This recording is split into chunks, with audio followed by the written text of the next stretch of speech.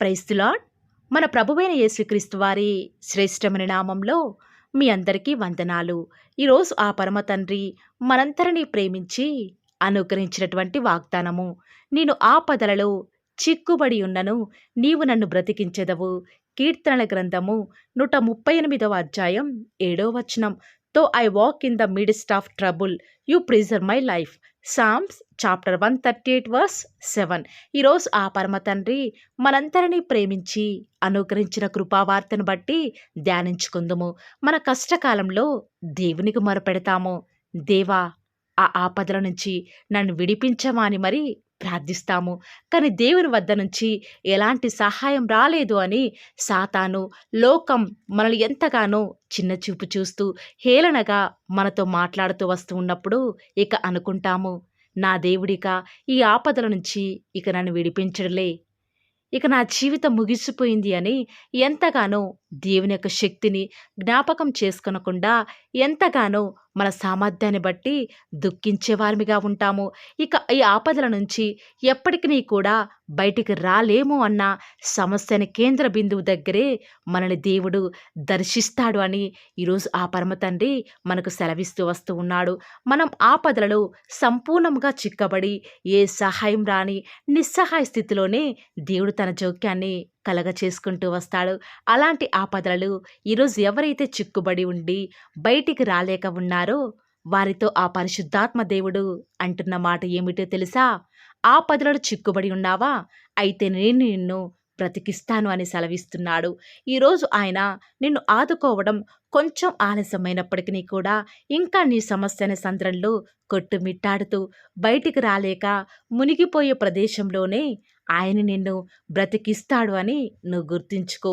నీవు జలములలో బడి దాచినప్పుడు నేను నీకు తోడయుందును, నదులలో బడి వెళ్ళినప్పుడు అవి నీ మీద పొల్లి పారవు, నీవు అగ్ని మధ్యన నడిచినప్పుడు కాలిపోవు, జ్వాలలు నిన్ను కాల్చవు అని బైబిల్ లేఖనాలు సెలవిచ్చిన రీతిగా దేవుడు నిన్ను అగ్ని వంటి శ్రమల గుండా నువ్వు వెళ్ళే పరిస్థితులను అనుమతిస్తాడు. కానీ ఆ అగ్ని నిన్ను కాల్చివేయకుండా నిన్ను బ్రతికించేవాడిగా ఉంటాడు.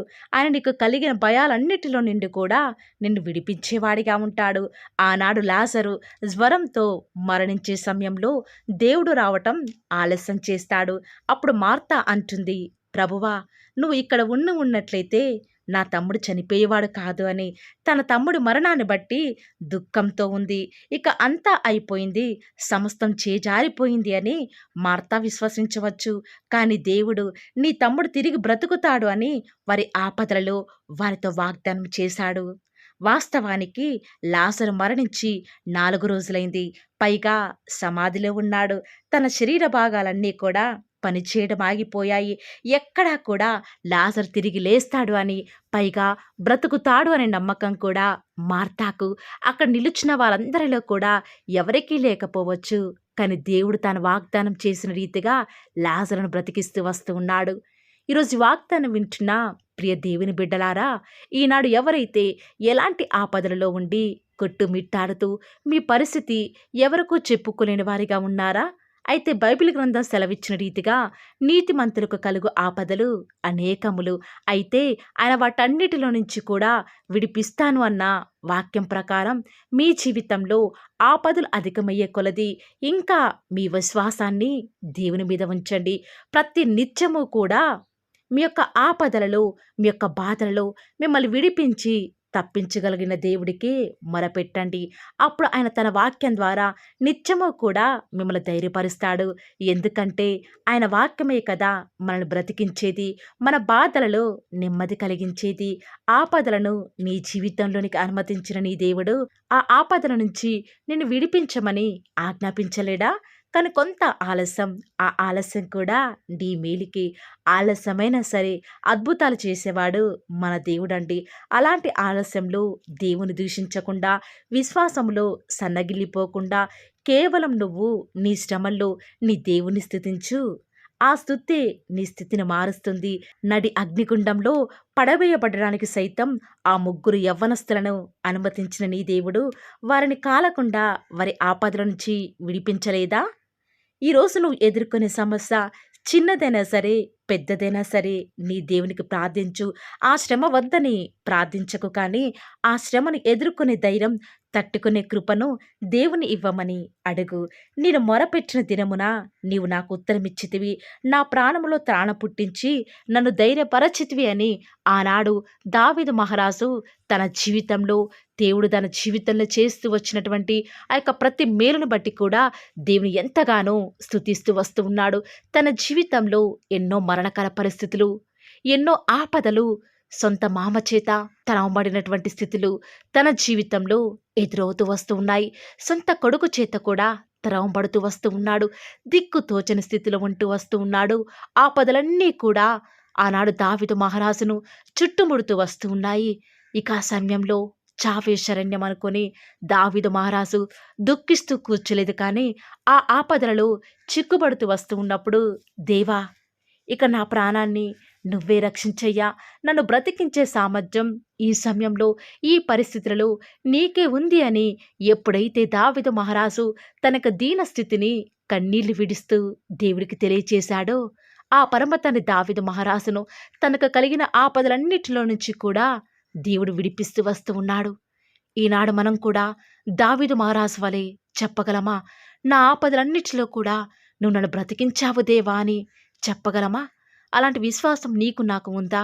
ఎప్పుడైతే దావీదు మహారాజు వలె నీ యొక్క ఆపదలలో, నీ దిక్కుతోచని స్థితులలో, మరణకర పరిస్థితులలో, పాప శాపములు నిన్ను అంటుకొని ఉంటూ వస్తూ ఉన్నప్పుడు, మరణ పాశములు నీ దగ్గరికి వస్తూ ఉన్నప్పటికీ కూడా నువ్వు దేవుని మీద విశ్వాసం ఉంచగలుగుతున్నావా? నీ పరిస్థితులు అనుకూలంగా ఉంటే దేవుని దగ్గరికి, అనుకూలంగా లేకపోతే లోకం వైపు చూస్తూ అనేక ఆపదలను కొని తెచ్చుకుంటున్నావా? ఈ యొక్క సమయంలో ఒక్కసారి ఆలోచించు. ఎన్నిసార్లు ఆ పరమ తండ్రి నీకు కలిగిన భయాలన్నిటిలో నుంచి, నీకు కలిగిన ఆపదలన్నిటిలో నుంచి కూడా నిన్ను విడిపిస్తూ వస్తూ ఉన్నాడు. ఎన్నిసార్లు నీకు తెలియని అనేక ప్రమాదాల నుంచి నిన్ను బ్రతికిస్తూ వస్తూ ఉన్నాడు. స్తుతిస్తున్నావా ఈనాడు నీ దేవుణ్ణి? ఆయనకు రావాల్సిన మహిమను ఆయనకు నువ్వు సమర్పిస్తున్నావా? ఒక్కసారి ఆలోచించు బిడ్డా. ఇదే అనుకూల సమయం, ఇదే రక్షణ దినం. ఆ పరమ తండ్రి వద్ద చేరి నీ పాపాలన్నిటిని కూడా ఒప్పుకొని ఆ పరమ తండ్రిని స్వీకరించు. తప్పక ఆనాడు దావీదు మహారాజును, ఆ యొక్క ముగ్గురు యవ్వనస్తులను ఆ పరమ తండ్రి తప్పించినవాడు. మరణం నుంచి లాజరును లేపి బ్రతికించిన నీ దేవుడు అంతకంటే మరి శ్రేష్టముగా నీకు కలిగిన ప్రతి ఆపదల నుంచి నేను విడిపించడానికి సిద్ధంగా ఉన్నాడు. నమ్మిన ప్రతి ఒక్కరు కూడా నాతో పాటు ప్రార్థనలో ఏకీభవిస్తారా ప్రియులారా? ప్రార్థన. నన్ను మమ్మల్ని మిక్కిలిగా ప్రేమించిన మా ప్రియ పరలోకమందున మా తండ్రి, జీవం కలిగిన దేవా, మీ బంగారు పాదాలకు లెక్కలేనని స్తుతులు స్తోత్రాలు చెల్లించుకుంటూ వస్తూ ఉన్నాను.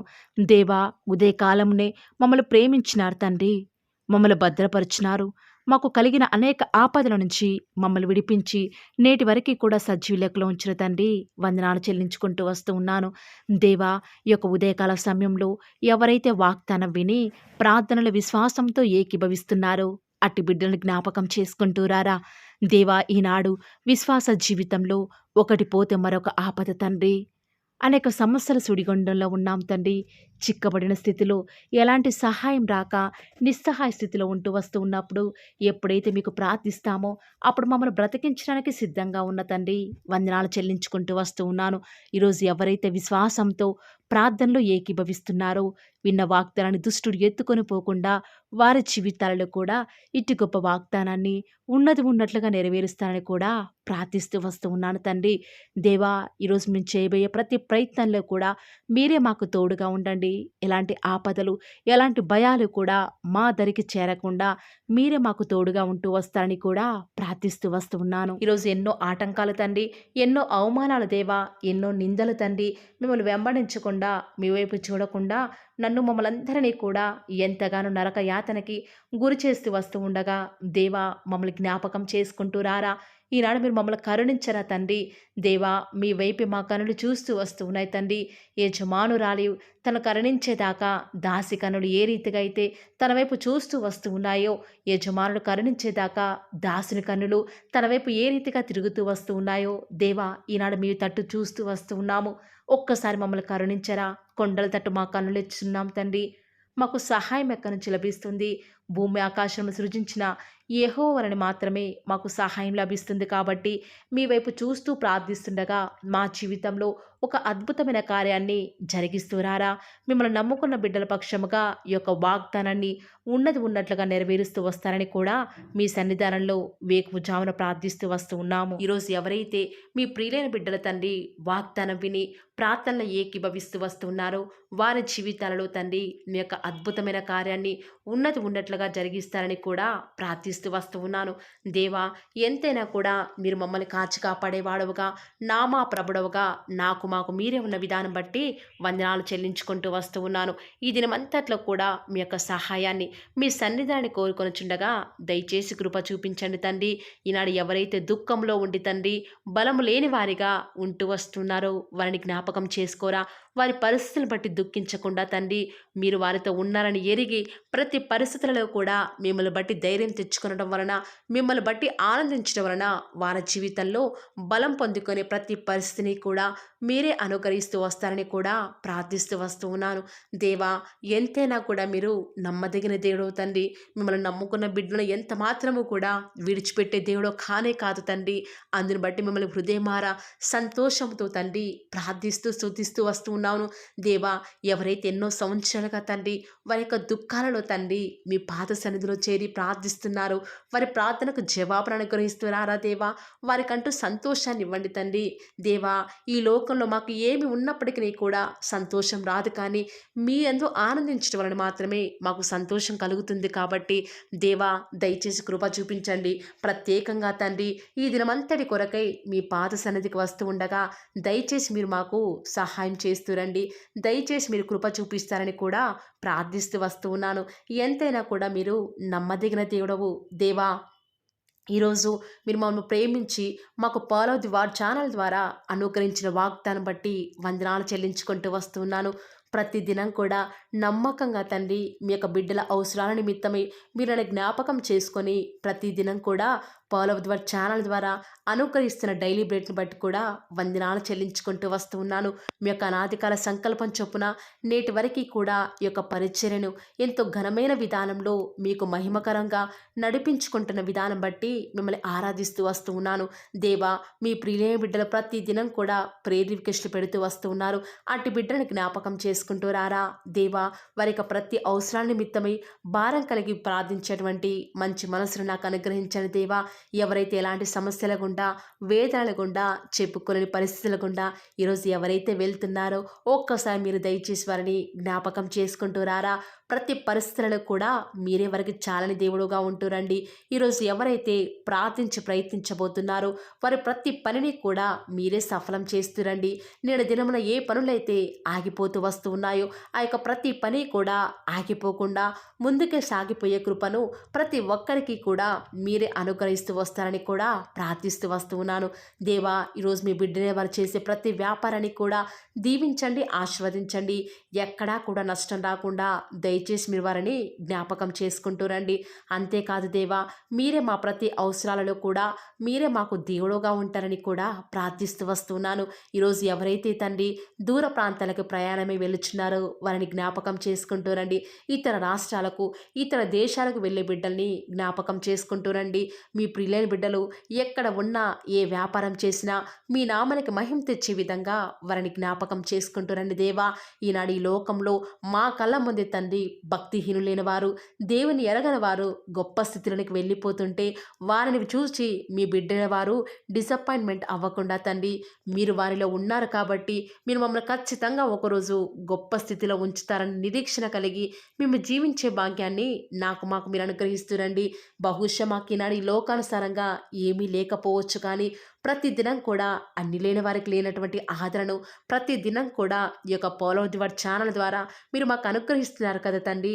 దాన్ని బట్టి మీకు వందనాలు చెల్లించుకుంటూ వస్తూ ఉన్నాను. దేవా, దయ చూపించండి తండ్రి. దయచేసి మాకు సహాయం చేయరా తండ్రి. మీ అంత విశ్వాసం ఉంచి ప్రార్థిస్తున్నాం కదా. మా జీవితాలలో మీ యొక్క గొప్ప కార్యాన్ని జరిగిస్తారని కూడా మీ పాద సన్నిధిలో ప్రార్థిస్తూ వస్తూ ఉన్నాను.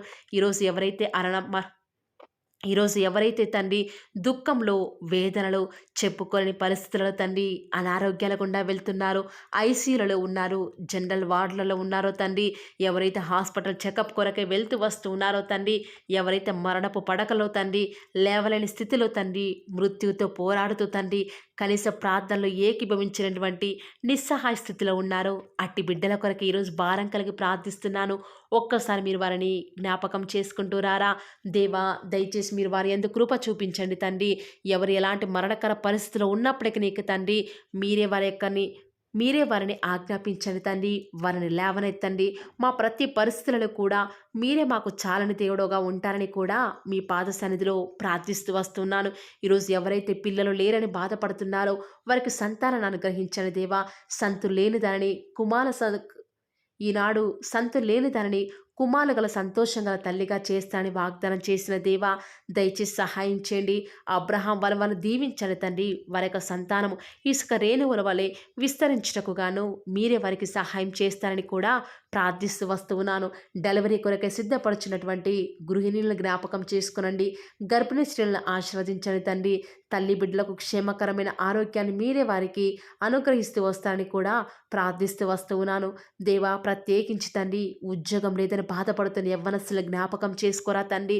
వారి యొక్క ప్రతి పరిస్థితుల్లో కూడా మీ యొక్క సహాయాన్ని కోరుకొనిచుండగా దయచేసి కృప చూపించండి. మీరే వారికి తోడుగా ఉంటూ వస్తారని కూడా ప్రార్థిస్తూ వస్తూ ఉన్నాను. దేవా, ప్రత్యేకించి తండ్రి వివాహం ఆలస్యమైపోతుందని ఎంతోమంది ఆడబిడ్డలు యవ్వనస్తులు దుఃఖంలో ఉన్నారు. ఎన్నో ఉపవాస ప్రార్థనలు చేస్తూ ఉండవచ్చు. దేవా, దయచేసి వారు భారం కలిగి చేస్తున్న ప్రార్థనను అంగీకరించి తగిన సమయంలో తండ్రి వారి యొక్క వివాహం జరుగుట ద్వారా మీ నామానికి మీరే మహిమ తెచ్చుకుంటూ వస్తారని కూడా ప్రార్థిస్తూ వస్తూ ఉన్నాను. ఇంకా తండ్రి ఎవరైతే తండ్రి చెప్పుకోలేని సమస్యల చేత ఇరుగు పొరుగు వారి దేవా సమస్యల చేత బాధపడుతున్నారో వారిని జ్ఞాపకం చేసుకొని వారికి సంతోషాన్ని అనుగ్రహిస్తారని ఇప్పటి వరకు కూడా చేస్తూ వచ్చిన ప్రార్థన అంగీకరించినారని నమ్ముచూ స్తుతిస్తూ యేసుక్రీస్తు నామమున స్తుతించి ప్రార్థించి వేడుకొనుచున్నాం తండ్రి. ఆమేన్.